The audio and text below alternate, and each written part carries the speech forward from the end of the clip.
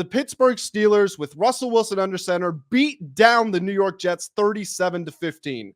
Russell Wilson in this game, his first start of the season, 16 of 24, 264 yards, 2 touchdowns. On the other side, Aaron Rodgers, 24 of 39, 276 yards, 1 touchdown, 2 interceptions. Right off the bat, the New York Jets are done. I don't know how there could possibly be any believers left. They are 2-5. They're 1-3 on the road.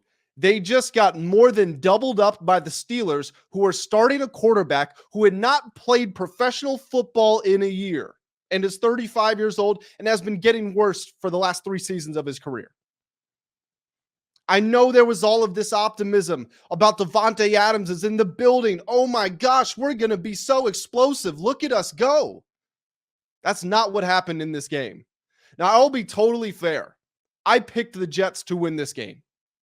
I didn't believe in the Jets. I never did, and I still don't. But I did think they would win this game. I thought they would have some confidence in themselves. I thought there would be good spirits because you got rid of Robert Saleh. You switched the play caller. You got Davante Adams in. You've got Breece Hall and Garrett Wilson, and you've got this a stud defense. You're going against a Russell Wilson that hadn't played football in a year, has been injured since training camp, with the Steelers offense that overall not highly talented. I thought this was going to be a Jets win, and boy, was I wrong. The Steelers, this was their most complete performance of the season. They held the Jets to 15 points. They forced 2 takeaways. The special teams were fine. The offense was good with the play action. Najee Harris ran for more than 100 yards. They had 150 as a team. Russell Wilson created some downfield explosiveness. George Pickens had his best game of the season. It was their best game thus far, and it was not one of the Jets' worst so far, but it was characteristic of what we've seen from them. If you still are holding out faith for the Jets to make it to the Super Bowl or the conference championship game or the playoffs to win the AFC East, why? If you're a Jets fan, fine. You have some personal bias. I think it's incumbent upon fans to try to be as objective as possible. So when your team is messing up, you can call that out, try to get the message across however you can. Let's look at the Jets schedule. Do you know who they beat?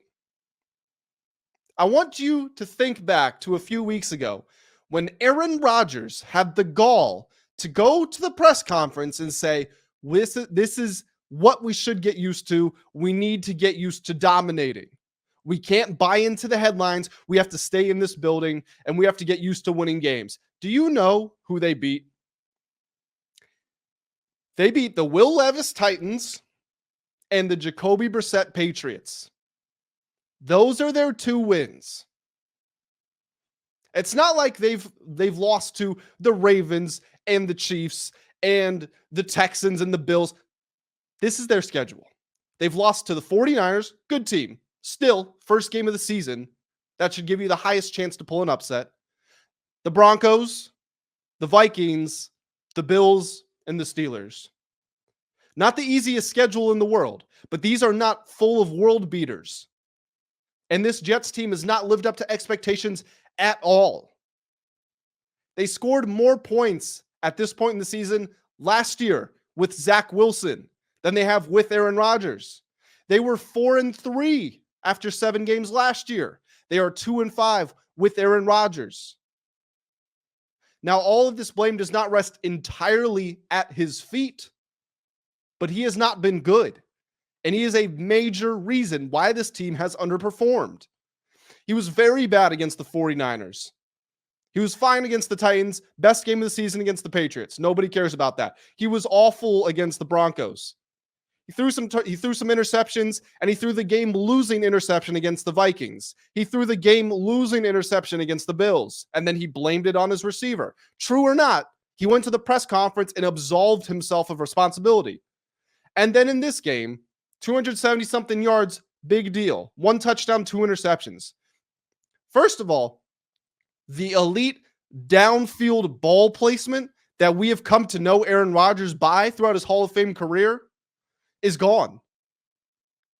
He's not demonstrating soft touch down the field. Matter of fact, he's barely throwing the ball down the field at all. If you watch the Jets play, you will know how many checkdowns, screens, drop-offs to the running back this man throws. I mean, Breece Hall needs to get paid $50 million a year at this rate, because not only is he their running back, he is also their leading wide receiver. Not in yards, but he's the number one target on damn near half the reads that Aaron Rodgers is going through. This team, man, it's been so frustrating since the offseason. I was waiting for somebody to tell me why this team was going to be great. And all I heard was Aaron Rodgers is here. They won 7 games with Zach Wilson. How could they not be better? On paper, I get you. Aaron Rodgers' career on paper, significantly more impressive than Zach Wilson's. Okay? I don't think that needs to be said. That goes without saying. And I'm not taking away from what Aaron Rodgers was, what his legacy is. What he is in this exact moment is a bottom 15, maybe bottom 12 quarterback in the NFL. It is what it is. I don't know what you want me to say. He couldn't get on the same page as Garrett Wilson. The offensive line isn't good. They've already had to fire their head coach. Everybody knew the offensive coordinator wasn't up to snuff. Why, during the preseason, were they the most bet team to go over their projected win total of 9.5 wins? It makes no sense. It made no sense, and it still doesn't. Now, do the Jets have talented pieces? 1,000,000%. They have Sauce Gardner. They have CJ Mosley, Quincy and Quinnen Williams. They've got Garrett Wilson. They've got Breece Hall. They've got these young, electrifying pieces that in a good system with good head coaches and a real leader at quarterback, that would be, you know what? I'll say it. That might be a Super Bowl team. It would depend on how the rest of the roster filled out, but you're there. You've done the hard part. Now you just need to surround those guys with the correct talent and the correct coaching staff, and they haven't done it. They insisted on sticking with Robert Saleh, who I didn't believe was the man for the job. They then fired him in the middle of the season. I think there's only been one team that has fired their head coach mid-season and then gone off to make the playoffs. And they didn't, it's not like they replaced him with Bill Belichick or Mike Vrabel, one of these guys who's available. It's Jeff Ulbrich. And no disrespect to the guy, we haven't seen him as a head coach before. And taking over in the middle of the season, no matter where you are, is difficult enough. Taking over a situation with as much tumult and turmoil as this one, it's not easy. Then you go make a panic move. Let's go get Davante Adams. Oh, we're still panicking? We're going to end Hassan Reddick's holdout. We're going to pay him all the money he wants, and he doesn't have to pay the fees for missing the games. We're going to waive those. What's the point? If the Jets are going to get to 8-7, if the Jets are going to get to 10-7, which you would think puts them in a wild card spot, then they're going to have to go 8-3 down the stretch. If that doesn't happen, you have wasted a ton of money on Aaron Rodgers. These defensive pieces who are so central to your identity, you're going to lose some of them. You cannot pay all of them. You will have given up a 3rd-round pick for Davante Adams for nothing, just so Aaron Rodgers can hang out with one of his friends for longer. Because, Randall Cobb, Alan Lazard, Mercedes Lewis, Nathaniel Hackett, those weren't enough. You needed to give him another one of his friends, another one of his buddies. Your team's going to be down on draft picks, and you're going to be even worse than you could have imagined. I'm sorry to the Jets fans. This is not an attack of you. This is an attack on poor planning, leadership, and execution by the Jets front office. This team is bad.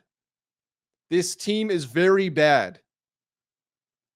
And if by some miracle they do go 8-3 and they get to 10-7, let's look at some of the other teams in the AFC, shall we? If we pull up the playoff picture, the Kansas City Chiefs, the Houston Texans, and the Buffalo Bills are 3 of the top 4. They're locks. I don't care what anyone says. They are locks for the playoffs. You've got the Steelers and the Ravens vying for the AFC North title. One of them will win it. One of them will get in the playoff. That's 5 teams that are in the playoffs, 100%. So we've got 2 open spots left. We're looking at the Los Angeles Chargers, the Indianapolis Colts, the Broncos, the Bengals, the Dolphins, and the Raiders, and the Jags, and then we get to the Jets, all the way down in 12th place. Are the Jets better than the Chargers? No. Are the Jets better than the Bengals? No. Those are the 2 teams that I would put in the playoffs right now. What happens if they finish with the same record as the Broncos? Uh-oh. They already lost to the Broncos. So they now have to make up an extra game on them for tiebreaker purposes. Are the Dolphins going to get Tua back? Maybe. And if they do, does that make them competitive? Maybe. We'll see. The Dolphins are a total question mark. The point is, this is at best the 8th, 9th best team in the AFC. And they are essentially more all in than any team in the NFL. So from that perspective, it's disastrous. It's a cluster F, and they've got to blow it up. I'm sorry to the Jets fans. I really am. You guys, the Browns fans, with what they're having to deal with, which we'll talk about in a second, it's not your fault. You were just born in the wrong area. Your parents supported the wrong team, and now you do too. On the other side of the ball, the Pittsburgh Steelers. Russell Wilson actually did play a very good game here. Now, it started off a little shaky. His ball placement in the first half was not very good. I call it the Brock Purdy Memorial. Some of these passes, they're just kind of floated up there. They're off target a little bit. Somehow the receiver comes down with the ball and they make a good play on it. That sounds like a diss to Brock Purdy. It kind of is. It's not meant to be. But that's just the reality of what was happening in the first half. Second half went pretty well. It was a very good game from Russ. I was in the camp that Justin Fields did not deserve to be benched. And to be completely fair, if the Steelers were going to execute at this level, where they had Najee Harris run for more than 100 yards, the defense gets the couple of takeaways, they hold the Jets to 15 points. If they were able to get the ball to George Pickens that well, if they were going to open up the pass attack, the playbook, I think Justin Fields could have performed this same game. He could have produced this same performance. But Russell Wilson did, and Justin Fields didn't. So credit to Russell Wilson for that. He certainly got himself the next start. If we look at what's coming down the pike for the Steelers, they've got the Giants next week. They should be able to win that. They've got the Commanders. That's going to be interesting. Washington's defense has looked good against bad teams, but it's been terrible against solid teams. Then it gets really tough. Then they go Ravens, Browns, Bengals, Browns, Eagles, Ravens, Chiefs, Bengals. It's a very tough end to the season for the Steelers. But I do expect Russell Wilson to be starting for at least the next couple of weeks.